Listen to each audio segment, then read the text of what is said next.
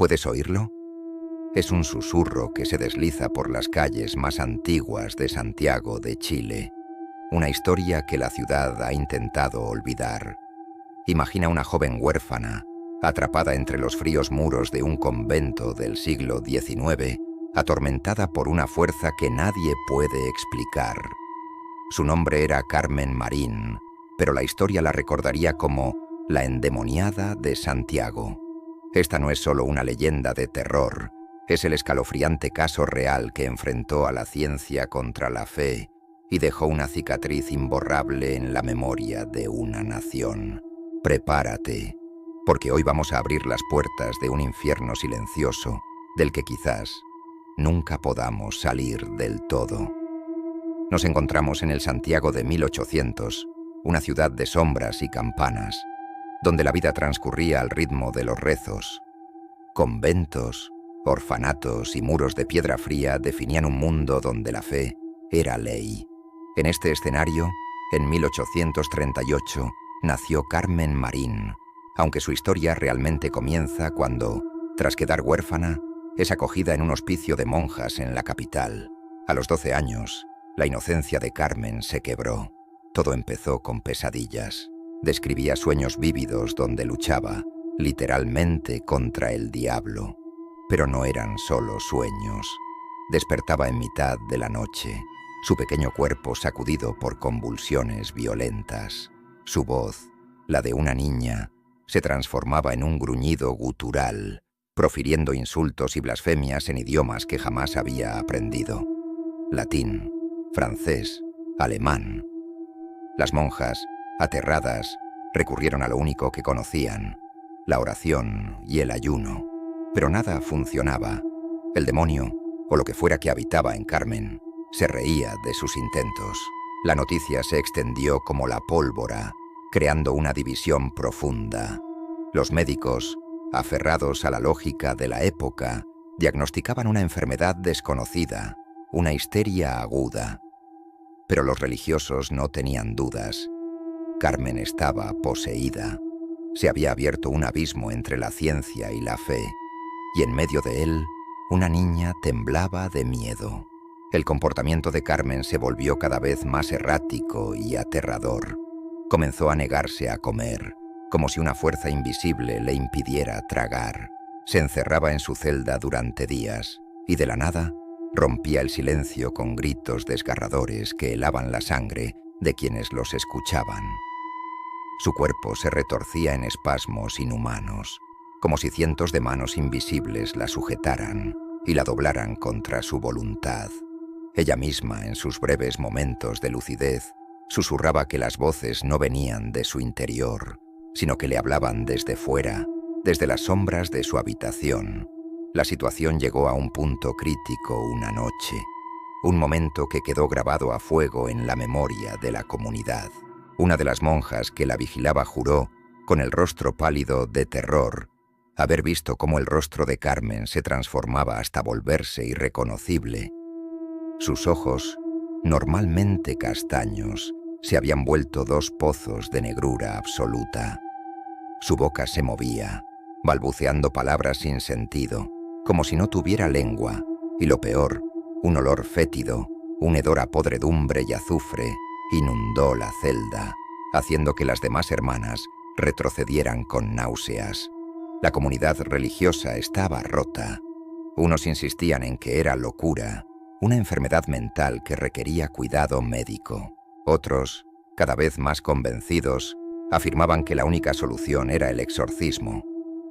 En aquel tiempo, la Iglesia tenía el poder casi absoluto para declarar un caso como posesión demoníaca, y la sola mención de esa palabra hacía temblar los cimientos del hospicio.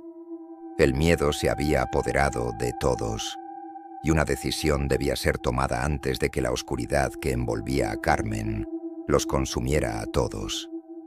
La decisión fue tomada en secreto, lejos de las miradas de los escépticos y de la autoridad eclesiástica oficial, que dudaba en autorizar un rito tan extremo. Una madrugada sin luna, en el ala más apartada y olvidada del hospicio, Un pequeño grupo de monjas y un sacerdote convocado en la clandestinidad se reunieron. La única luz provenía de unas pocas velas parpadeantes que proyectaban sombras danzantes sobre los rostros pálidos y angustiados. Afuera, la iglesia cercana estaba cerrada, y el viento aullaba entre los muros, sonando como los tambores de un ritual prohibido. O quizás, como decían algunos, era el corazón de Carmen, latiendo con una fuerza tan sobrenatural que hacía temblar el suelo bajo sus pies.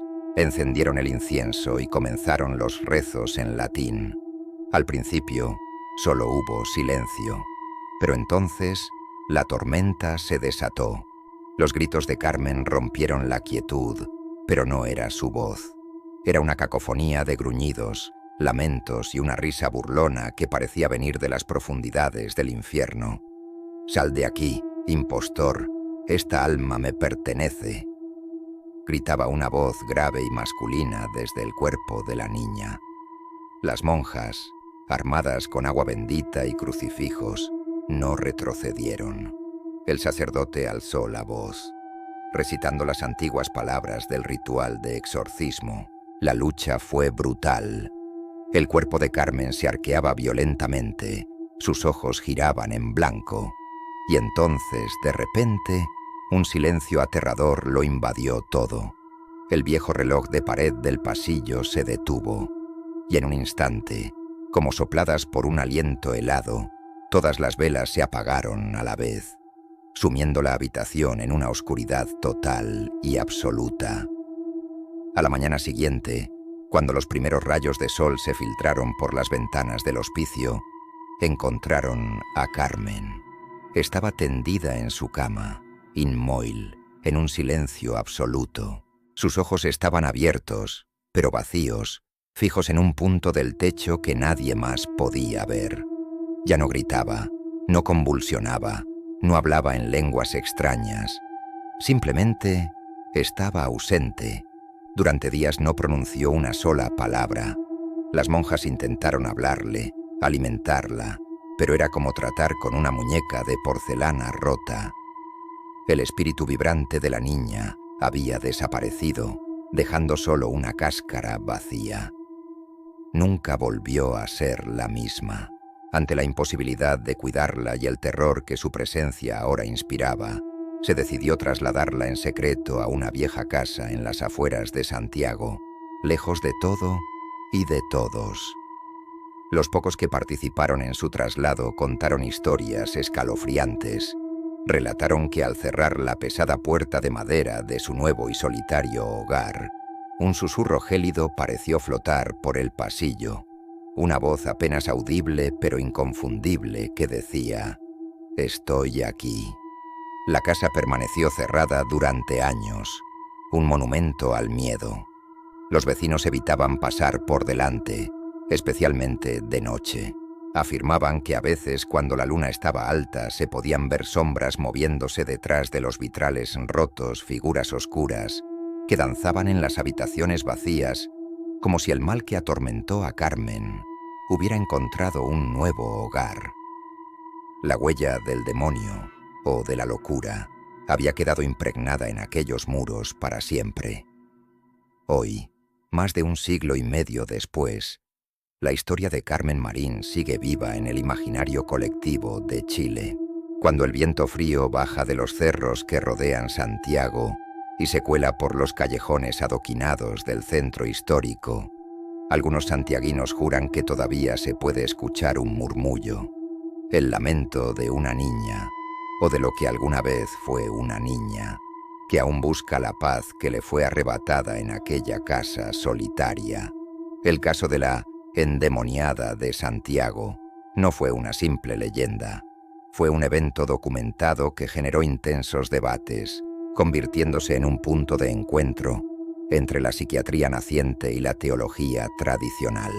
La combinación de sus síntomas, las convulsiones, las voces políglotas, los cambios drásticos de personalidad y la fuerza sobrehumana lo convirtieron en uno de los casos de supuesta posesión más estudiados y comentados en la historia de Chile. Por supuesto, La ciencia moderna probablemente ofrecería un diagnóstico muy diferente. Hoy hablaríamos de trastornos neuropsiquiátricos, quizás epilepsia del lóbulo temporal combinada con un trastorno de identidad disociativo, todo ello exacerbado por el trauma y el ambiente opresivo de la época.